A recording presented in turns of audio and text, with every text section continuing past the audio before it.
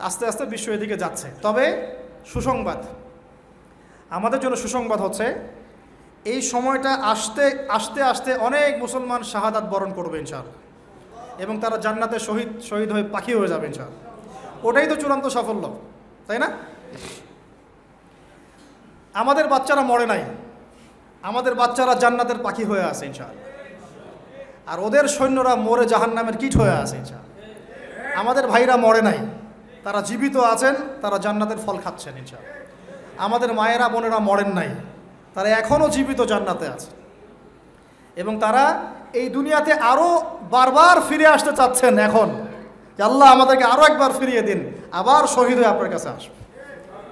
ওরা এই দাবিই করছে আল্লাহর কাছে। আমাদের বোনরা মরে নাই, আমাদের ভাইরাও মরে নাই, আমাদের বাচ্চারাও মরে নাই, কারণ এই জীবনটাই চূড়ান্ত জীবন না। তার মানে এই না যে আমরা ওদের এগুলো মেনে নিব। একজন ফিলিস্তিনি বাচ্চা যতদিন জীবিত আছে এই যুদ্ধ চলবে ইনশাআল্লাহ। আমরা পারি না, কি হয়েছে, ওরা তো পারে, দোয়া করব আমরা তাদের জন্য। আর আমরা এই হাদিস খুব ভালো করেই জানি যে খোরাসান থেকে ব্ল্যাক ফ্ল্যাগস যাবে, এমন একটা জৈশ যাবে, আমিরুহা ওয়ালা নি'মাল জাইশু যালিকাল জাইশ। কতই না উত্তম সেই বাহিনীর আমির, আর কতই না উত্তম ওই সেনাবাহিনী। আল্লাহ নবীজি বলছেন তারা যুদ্ধ করতে করতে করতে করতে বাইতুল মুকাদ্দাস পর্যন্ত জয় করবে, পৃথিবীর কোনো পরাশক্তি ওকে ঠেকাতে পারবে। আর যদি সেটা এই বিশ্বে হয় তাহলে আমরা বুঝতে পারছি এরা কারা হবে। যদি সেটা এখন হয়ে যায় আগামী 10-20 বছরের মধ্যে, আল্লাহ ভালো জানেন, আমরা জানি না, 100 বছর পরেও হতে পারে, তাহলে আমরা বুঝতে পারছি তারা কারা হতে পারে। আমরা তো বুঝতে পারছি ওয়ার্ল্ডের মধ্যে কারা কী করছে। হ্যাঁ, যাদের প্রতি মহব্বত রাখলে আপনাকে আবার বলছে আপনি মুনাফেক, টাটকা মুনাফেক, তাজা মুনাফেক, অমুক মুনাফেক, তমুক মুনাফেক। আল্লাহ সুবহানাহু ওয়া তাআলা এদের ভাগ্যে হেদায়েত থাকলে হেদায়েত দান করুন, না থাকলে আল্লাহ পাক এই কলঙ্ক, এই উম্মাহকে এগুলো থেকে কলঙ্ক মুক্ত করুন। আমি শেষ করি। এখন সুসংবাদ কি? সুসংবাদ হচ্ছে, এটা তো সুসংবাদ গেলই, আর আল্লাহ রাব্বুল আলামিন এই মিথ্যা মাসিহকে মেরে ফেলার জন্যে আসমান থেকে সত্য মাসিহকে আবার পাঠাচ্ছেন ইনশাআল্লাহ। এবং তিনি ইমামুল মাহদী আসার আগে আসছেন না, আসার পরে আসবেন। আসার আগে না পরে? আসার পরে। তিনি নবী হিসেবে নন, শাসক হিসেবে, একজন ন্যায়পরায়ণ শাসক হিসেবে। তারপরে তিনি বলছেন, নবী সাল্লাল্লাহু আলাইহি ওয়াসাল্লাম বলছেন, তিনি নামবেন দুজন ফেরেশতার পাখায় ভর দিয়ে, চুলগুলো ভেজা থাকবে, ভেজা, টপ টপ করে পানি পড়তে থাকবে চুল দিয়ে, মনে হবে যেন মুক্তা ঝরছে। সিরিয়ার দামেস্কের যে মিনার মসজিদের সেখানে নামবেন, তখন ম্যাসাকার যুদ্ধ চলতে থাকবে শাম অঞ্চলে। শাম অঞ্চল মানে প্যালেস্টাইন, সিরিয়া, লেবানন, জর্ডান, এই সব জায়গা, এগুলো শাম।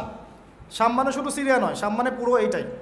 আর বাইতুল মুকাদ্দাসে 4-5টা স্পেশালি, ওটাই সভ্যতার কেন্দ্র, কিন্তু ওখান থেকে সভ্যতা শুরু হয়েছে, শেষটা আবার ওখানে হচ্ছে, ওখানে শেষ হবে। যুদ্ধ চলতে থাকবে, ইমামুল মাহদী এসে বলবেন যে তোমাদের ইমামকে ইমামতি করতে বলো। সুবহানাল্লাহ। ইমামুল মাহদী ইমামতি করবেন, দরজা খুলে দেওয়া হচ্ছে, দরজা খুলে দেওয়া হবে, দাজ্জাল তাকে দেখা মাত্রই গলতে শুরু করবে, পালাতে পালাতে পালাতে পালাতে এই প্যালেস্টাইনেই যেটা দেখছেন আপনারা এখন, এটার বাবে লুদ নামক জায়গাতে গিয়ে সে আটকে যাবে, এবং ওই জায়গায় ঈসা আলাইহিস সালাম তাকে হত্যা করবেন ইনশাআল্লাহ। মানে মিথ্যা মাসিহকে সত্য মাসিহের হাতে হত্যা করা হবে। ওরা কিন্তু মনে করে দাজ্জাল ওদের মাসিহ। কারা মনে করে? এই জায়নিস্ট জিউজ, এরা মনে করে দাজ্জাল সত্য মাসিহ, তার অপেক্ষায় তারা বসে আছে। কিন্তু সত্যিকারের মাসিহকে পাঠানো হয়েছিল ঈসা আলাইহিস সালাম, তারা উল্টে তাকে জারদ সন্তান বলে গালি দিয়েছিল আর তাকে হত্যা করার চেষ্টা করেছিল। আল্লাহ পাক তাকে উঠিয়ে নিয়েছে। তিনি তারপরে দাজ্জালকে হত্যা করে ওইখানেই, যেখানে এই হত্যাকাণ্ড এখন হচ্ছে, এখানেই 40 বছর ইসলামী খেলাফতটা আবার বাস্তবায়িত হবে ইনশাআল্লাহ। এটা আস্তে আস্তে হতে যাচ্ছে। তার সুসংবাদ দিয়ে শেষ হলো। এর আগে অনেক চড়াই উত্তরাই চলবে, রক্ত ঝরবে, শহীদদের সংখ্যা বাড়বে, তবে তারা জীবিত, তারা মৃত নন, এটা মনে রাখবেন। বদরগঞ্জ দিয়ে শেষ করতে চেয়েছিলাম, শেষ করার আগে কথাটা শোনেন। এখন এই পুরো ঘটনাগুলো আমাদেরকে কে জানিয়ে দিয়েছেন বলেন? আল্লাহ এবং তার রাসূল। তার এই পুরো দাওয়াতি বছরের 13 বছরে যখন তিনি এইরকম করে নির্যাতিত হচ্ছিলেন, তখন তাকে হিজরত করতে হয়েছে। কোথায় হিজরত করতে হয়েছে? মদিনায়। এবার আপনাকে আমি কনক্লুশনের দিকে নিয়ে আসি। এই মদিনাতে গিয়ে তিনি তখন দেখলেন যে এখানে ইহুদিরা আছে। কারা আছে? ইহুদিরা। আমাকে উত্তর দেন দেখি, যে ইহুদিরা সারা দুনিয়া বাদ দিয়ে মদিনায় কি করছিল?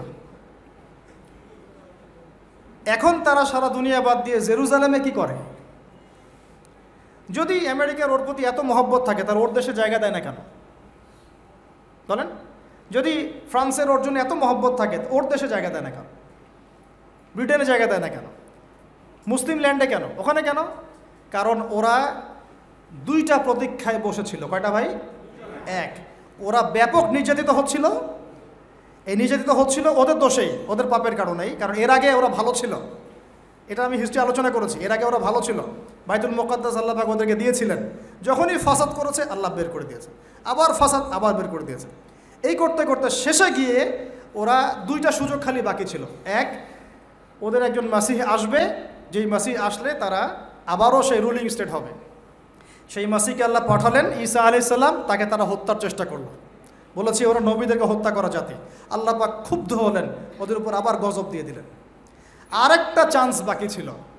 এই চান্সটা হচ্ছে, তাদের তাওরাতে আছে শেষ নবী একজন আসবেন, যার নাম হবে আহমদ। এখন চিন্তা করলো যে মাসিহকে তো আমরা পেলাম না, শাস্তি হয়ে গেল, অ্যাটলিস্ট শেষ নবীকে যেন পাই, মদিনায় চলো যাই। তো মদিনায় গিয়ে তারা বসে থাকলো। এখন মদিনায় ছিল ওদের তিনটা গোত্র, বনু কোরাইজা, নাম মনে রাখবেন, বনু কাইনুকা, বনু নাজির, তিনটা। কেন বসে আছে ভাই তাহলে এখনো মদিনায়? শেষ নবীকে পাওয়ার জন্য। কারণ শেষ নবীর উম্মত হতে পারলে আবার সম্মানিত হবে। এবার আল্লাহ পাক ওদের উপর অনেক রহম করেছেন। এত নিকৃষ্ট হওয়ার পরেও আল্লাহ পাক যে রহমটা করেছেন, এতে বুঝতে পারছি ইনশাল্লাহ আমরা জান্নাতে যাব। উম্মতে মুহাম্মাদিকে আল্লাহ পাক আরও বেশি রহম করবে ইনশাআল্লাহ। কীরকম? এত বড় বড় ঘটনা ঘটানোর পরেও, নবী থেকে হত্যা করার পরেও আল্লাহ পাক মুহাম্মদ সাল্লাল্লাহু আলাইহি ওয়াসাল্লামকে মক্কা থেকে মদিনায় পাঠালেন, তাই না? ওখানে ইহুদিরা ছিল, সেই ইহুদিরা অপেক্ষায় বসেছিল শেষ নবী আছে ওখানে। আমরা যদি তার উম্মত হতে পারি, বায়াত নিতে পারি, তাহলে আমরা ধন্য হব। আল্লাহর নবী তাদের দরজা পর্যন্ত গেলেন। শুধু তাই না, তাদের কেবলার দিকে মুখ ফিরিয়ে 16-17 মাস নামাজও পড়লেন, তাই না? তাদের সাথে মদিনা সনদ হলো। তারা চিনল। কিভাবে চিনল? সূরা বাকারায় আছে, ইয়ারিফুনাহু কামা ইয়ারিফুনা আবনাআহুম। তারা নিঃসন্দেহে তাকে চিনে। তাকে বলতে আমাদের নবী সাল্লাল্লাহু আলাইহি ওয়াসাল্লামকে চিনে, ঠিক যেমন করে তারা তাদের সন্তানদেরকে চিনে। কেউ কি সন্তানকে চিনতে ভুল করে? তাহলে চেনার পরেও কেন ঈমান আনলো না?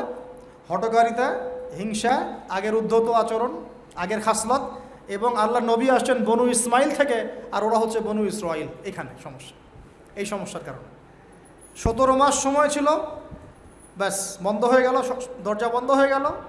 এখন আল্লাহ পাক বললেন, তোমরা এখন কেবলা পরিবর্তন করে নাও, ওইদিকে আর মুখ করে নামাজ পড়তে হবে না। কেবলাও পরিবর্তন হয়ে গেল, মানে ইহুদি খ্রিস্টান সবার সাথে আমাদের একটা বিচ্ছিন্নতা হয়ে গেল। তোমাদের সাথে আমরা চলি না, তোমরা আলাদা, আমরা আলাদা। এর আগ পর্যন্ত আমরা একসাথে চলেছি, এক কেবলায় নামাজ পড়েছি। আল্লাহ নবী প্রমাণ করতে চাচ্ছেন, আল্লাহ পাক প্রমাণ করতে চাচ্ছেন যে সবাই মুসলিম উম্মাহ, যারা আল্লাহর প্রতি আত্মসমর্পণ করবে সবাই মুসলিম। তোমরা যেমন বনু ইসরাইলের যুগে দাউদের আন্ডারে ছিলে আলাইহিস সালাম, সুলাইমানের আন্ডারে ছিলে আলাইহিস সালাম, তখন তোমরা যেমন ইসলামের উপর ছিলে, ঠিক একইভাবে মুহাম্মদ সাল্লাল্লাহু আলাইহি ওয়াসাল্লাম নতুন দিন নিয়ে আসেন নাই, তিনি ওই দিনটাই নিয়ে আসছেন, তাই না? এটা প্রমাণ করা হলো, কিন্তু তারা এটাকে স্বীকার করলো না। এবার এই দ্বিতীয় হিজরিতে কেবলা পরিবর্তন হয়েছে। কত হিজরি? এই দ্বিতীয় হিজরিতেই কেবলা পরিবর্তন হয়েছে। এই দ্বিতীয় হিজরিতেই রমজানের সওম ফরজ করা হয়েছে। আর এই দ্বিতীয় হিজরিতেই এই বদরের যুদ্ধ হয়েছে। একই হিজরিতে এতগুলো ঘটনা। রোজা রেখে সাহাবীরা বদর যুদ্ধ করেছে। যুদ্ধের পরে আপনারা জানেন যে আমাদের জয়লাভ হলো, আরবের মধ্যে একটা বড় শক্তি হিসেবে আত্মপ্রকাশ করলাম, এবং ইহুদিরা এখন মুশরিকদের সাথে একত্রিত হয়ে, এখন যেমন তারা সারা বিশ্বের অ্যালায়েন্স গঠন করে মুসলিমদের বিরুদ্ধে চলে গেছে না, ওই সময় তারা অন্যান্য মুশরিক, বেদুইন, অন্যান্য যারা ছিল শত্রু নাসারা, এদের সাথে একত্রিত হয়ে ইসলামের এগেনস্টে তারা অপতৎপরতা চালাতে লাগলো। একে একে যুদ্ধ হতে লাগলো। বনু নাজির, বনু কাইনুকা, বনু কুরাইজা, খায়বার। আল্লাহর নবীর জীবদ্দশায় মদিনার এই 8 থেকে 9 বছরেই ইহুদিদের সাথে 4টা যুদ্ধ হয়েছে। কয়টা? আমি বলে নেই, যখন নবীজি যুদ্ধ করছেন তখন তার বয়স 57, তার বয়স 56, তার বয়স 58, তার বয়স 60। এই বয়সেও নবী সাল্লাল্লাহু আলাইহি ওয়াসাল্লাম তাদের বিরুদ্ধে যুদ্ধ করে অস্ত্র দিয়ে যুদ্ধ করলেন এবং তাদেরকে এখান থেকে বের করে দেওয়া হলো। প্রত্যেকটা বার যুদ্ধ হয়েছে এ কারণেই যে তারা আমাদের সাথে গাদ্দারি করেছে, ঠিক যেটা এখন করে যাচ্ছে। সর্বশেষ আমাদের নবী সাল্লাল্লাহু আলাইহি ওয়াসাল্লাম ইন্তেকাল করার আগে, জাস্ট ইন্তেকালের কয়েকদিন আগে নবীজি বলে যাচ্ছেন শেষ কথাগুলো, তোমরা শোনো, হে আমার উম্মত, আমার কবরকে উপাসনার জায়গা বানাবে না, রাষ্ট্রদূতদেরকে সম্মান করবে, সলাতের ব্যাপারে যত্নবান থাকবে, তোমাদের অধীনস্থদের ব্যাপারে যত্নবান থাকবে, আরব উপদ্বীপ থেকে ইহুদিদেরকে বের করে দিবে। আমার কি পঞ্চম লাইনটাকে আপনাদের কানে গিয়েছে? কি বলেছেন আল্লাহ নবী? আরব উপদ্বীপ থেকে এদেরকে। তা আমাদের নবী রহমাতুল্লিল আলামিন নন? পুরো বিশ্ববাসীর জন্য রহমত না? তিনি যখন বলতে পারলেন এই কথা, তার মানে বুঝতে হবে এই ইসলামের সবচেয়ে বড় শত্রু কি না? তার দ্বারা আমাদের কোনো কল্যাণ হতে পারে? এরপর এই ওসিয়তটা বাস্তবায়ন করেছেন উমর রাদিয়াল্লাহু আনহু। একটা করে ধরে বের করে দিন, যে বেরো এখান থেকে। আমার নবী বলে গেছেন এই কথা, আমার নবী বলে গেছেন এই ওসিয়ত করতে, আমরা না করে যাই কিভাবে? এখন সেই ইহুদিদের সাথে আমরা মিত্রতা করেছি, তাদের আন্ডারে আমরা আছি, ওদের সাথে লেনদেন, ওদের সাথে বন্ধুত্ব, ওদেরকে স্বীকৃতি দেওয়া, সম্পর্ক স্বাভাবিক করার চেষ্টা করা, কত কি নাটক চলতেছে। ওই জন্য পিটাচ্ছে, আমাদের ভাইদেরকে পিটাচ্ছে, আমরা এতে আনন্দিত না, কিন্তু আমাদের ভাইরা মার খাচ্ছে এই গাদ্দারদের কারণেই। চতুর্দিক থেকে তাদেরকে ব্লক করে মারা হচ্ছে। যদি এমন হতো যে আরব প্রতিবেশী রাষ্ট্রগুলো তাদের সহানুভূতি দেখাতো বা শক্তি প্রদর্শন করত, ঐক্যবদ্ধ হয়ে একটা আওয়াজ তুলতো, ওরা কি এভাবে হত্যা করতে পারত? এদেরকে আগে বশ করে নিয়ে পুরা দরজা বন্ধ করে পিটানো শুরু করেছে। আগে মসজিদে সবাইকে ঢুকিয়েছে, মনে করেন, ঢুকিয়ে দরজা বন্ধ করে আগুন লাগাই দিয়েছে, আর বাইরে থেকে মানুষ দেখে সেলফি উঠায়। এই যে এক ভাই একটু আগে বলছিলেন, আমাদের মনোর ভাই, যে ভাই ভৈরবে নাকি একটা ট্রেন দুর্ঘটনা হয়েছে। উনি বলছেন যে ভাই ওখানে একজন আলেমও ছিলেন, উনি গুরুতর আহত হয়েছেন এবং রক্তক্ষরণ হচ্ছে, তো উনি সাহায্যের জন্য পানি চাচ্ছেন, হেল্প চাচ্ছেন, মানুষ গিয়ে সেলফি উঠায়, মানুষকে ছবি উঠাচ্ছে। এই হলো জেনারেশন ভাই, আমাদেরকে পাগল বানায় ফেলছে মোবাইলটা। আমরা মানসিকভাবে আর সুস্থ না এখন।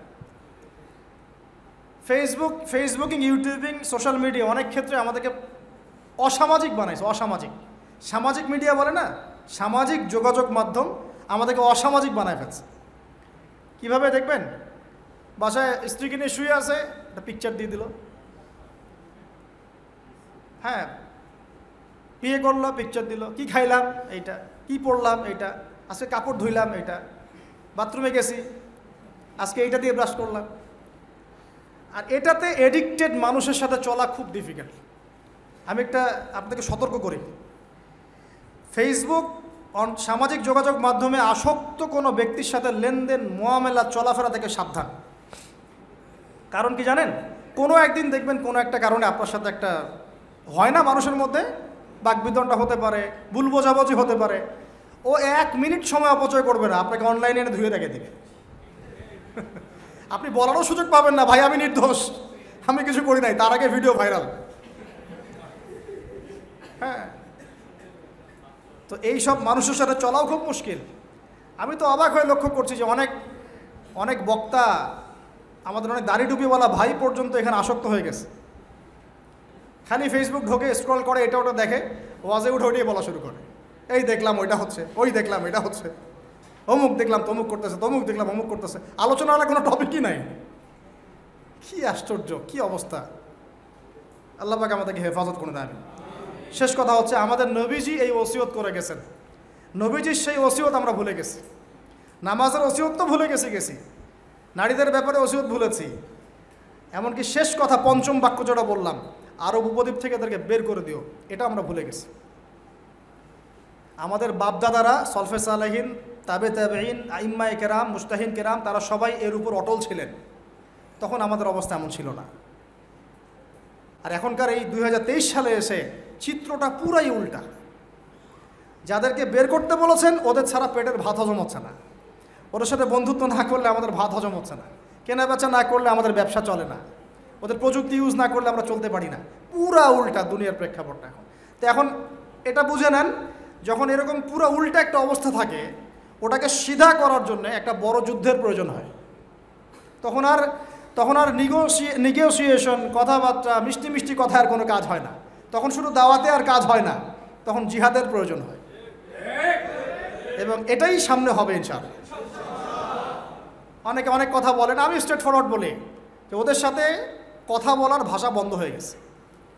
বিগত 1918 থেকে 23 পর্যন্ত ওরা যা যা করেছে মুসলিমদের সাথে এবং মুসলিমদের বিরুদ্ধে, অসহায় মাজলুম বাচ্চাদের দিকে তাকানো যায় না, একটা বাচ্চা দিকে তাকালে চোখের পানি ধরে রাখা যায় না, মগজ থেকে খুলি বের হয়ে পড়ে যাচ্ছে, বাবা হাত নিয়ে দৌড়াচ্ছে, পা খুঁজে পায় না, এদের সাথে কথা বলার ভাষা বন্ধ হয়ে গেছে।